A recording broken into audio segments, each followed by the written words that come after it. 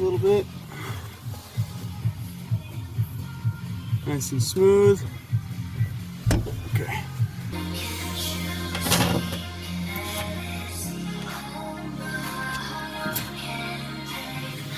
Oh, just reaching inside to tighten up the bulkhead fitting. It's getting there though.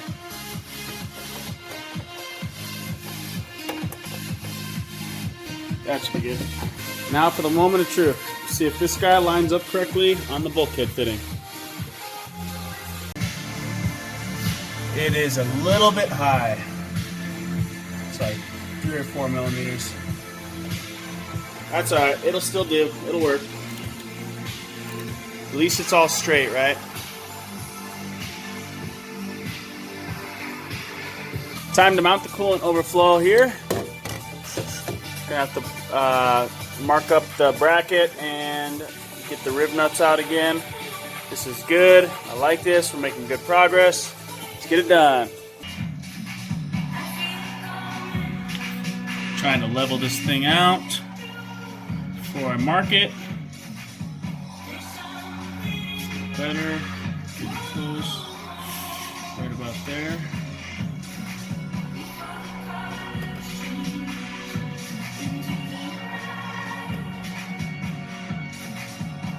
Okay, dope. So I've got pretty much everything back here mounted that needs to be mounted, except for the bottom 2 parts of the reservoir, the coolant reservoir.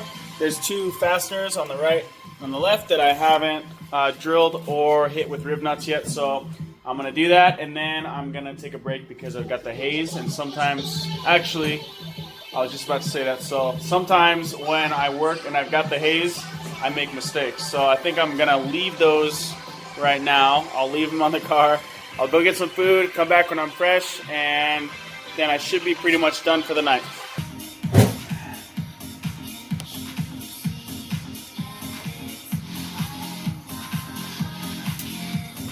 Yeah, we're back. Got some coffee.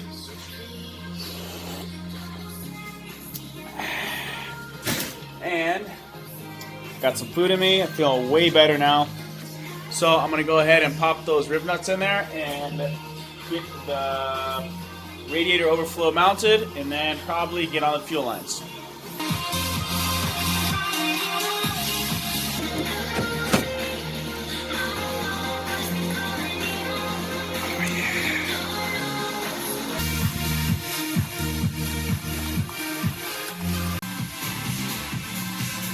Alright, dash 8 right here.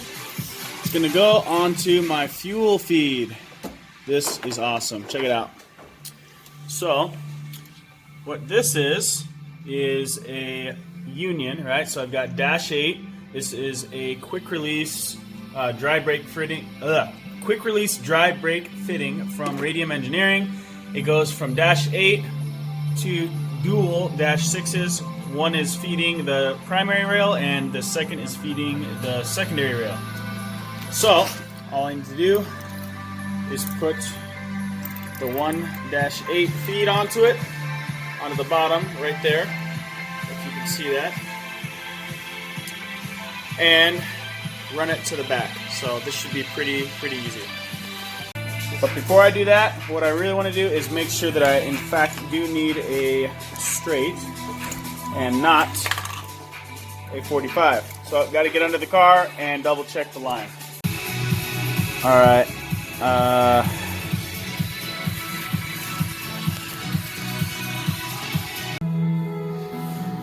Okay, it is filthy down here. Apologies. I'm gonna have to do some cleaning real soon. Anyways, I'm thinking it's gonna be a 45, to tell you the truth, to make this bend.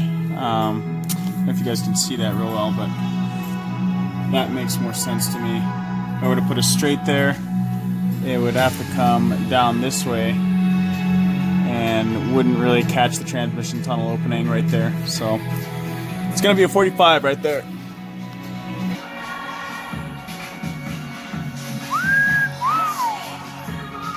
So look at that, huh? Beautiful. Almost there. Should actually be a whole lot easier if I had an actual table and a vise, but since I just moved in here, this is how I'm doing things for the moment. Once it bites, you want to make sure to maintain pressure on the hose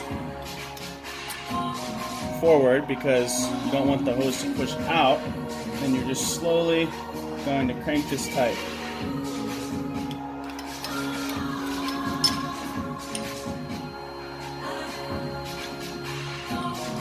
Yourself a little bit of buffer. There we go.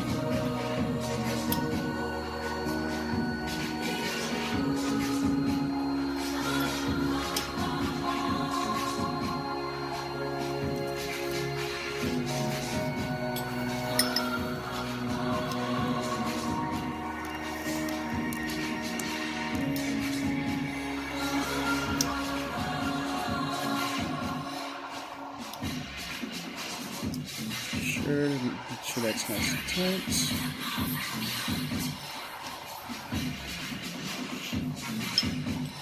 I like to flip the wrench over because it gives you just a little bit more leverage against the other wrench. And then you can kind of keep it in the same spot and kind of grab the other wrench for strength.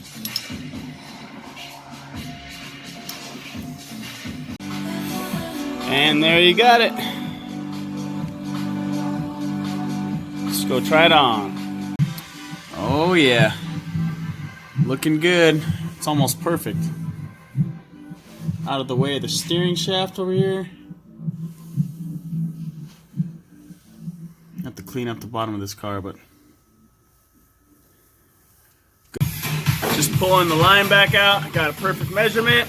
Well, as perfect as I could get, but I think the measurement came out pretty good.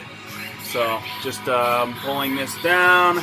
And I gotta pull it all the way to the front of the motor, which is, I gotta be a little bit careful because I got a couple loose things down here. Wiring, I don't want this to pull it.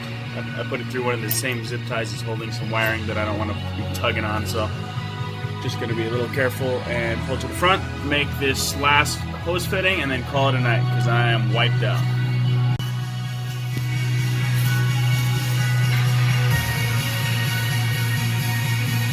So dirty.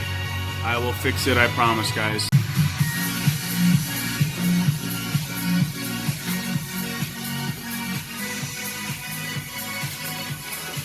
Oh yeah.